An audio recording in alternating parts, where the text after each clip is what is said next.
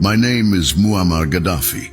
I was born in 1942 in a humble Bedouin tent near Sirte, in a Libya colonized by the Italians. My childhood was marked by the simplicity of the desert, with stars as the only light at night and the warm wind as the only melody. I grew up with a burning thirst for justice, fueled by the stories of the elders about resistance against occupation. Freedom is a natural right of every man. This is what I deeply believed, and this belief led me to join the military academy in Benghazi. I was young, idealistic, and thirsty for change. In 1969, with a few fellow officers, we overthrew King Idris III. I was then 27 and became the leader of Libya. My reign was marked by an unceasing quest for independence and sovereignty for Libya.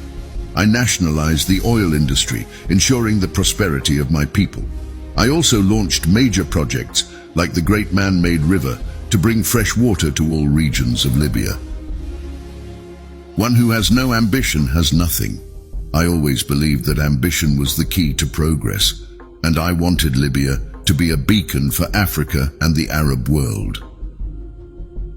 But my reign was not without controversy. I was criticized, ostracized, and even attacked, but I always believed in my vision for Libya. I wrote the Green Book, where I outlined my philosophy on direct democracy and socialism. Democracy is not in the ballot boxes, but in the participation of the people. I always believed that power should belong to the people. But the winds of history sometimes blow with violence. In 2011, uprisings broke out in Libya. Foreign forces intervened, and I was hunted down. On October 20th, 2011, near Sirte, my life came to a brutal end. It is with a heavy heart that I look back and realize that some of those who betrayed me did not understand the gravity of their actions. My own people, driven by external forces, did not understand that their betrayal would be a condemnation for themselves to the irreversible.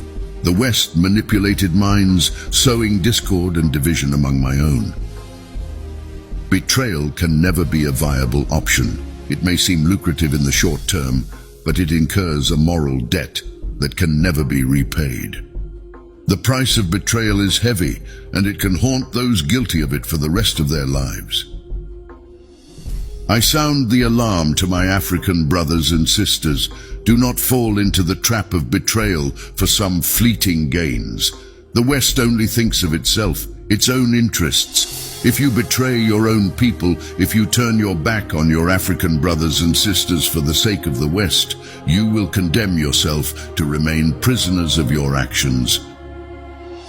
Unity is the only path to freedom. When we turn against each other, we strengthen the chains of our own oppression. History shows us that division only leads to weakness and vulnerability. True freedom can only be achieved when we stand together as a people, as united Africans. The temporary sacrifices we make for the common good will ultimately free us from the shackles of foreign oppression.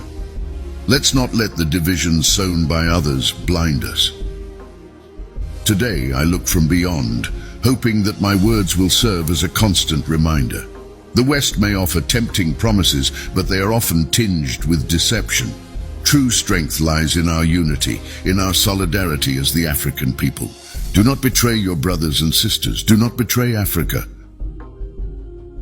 In life, there are times when one must choose between living one's own life fully, entirely, completely, or dragging the dishonorable, hollow, and false existence that the world, in its hypocrisy, imposes on us. I chose to live by my convictions, and I hope my story will inspire others to do the same. Life is fleeting, but ideas are eternal. I hope my legacy will continue to inspire future generations to fight for justice, freedom, and dignity.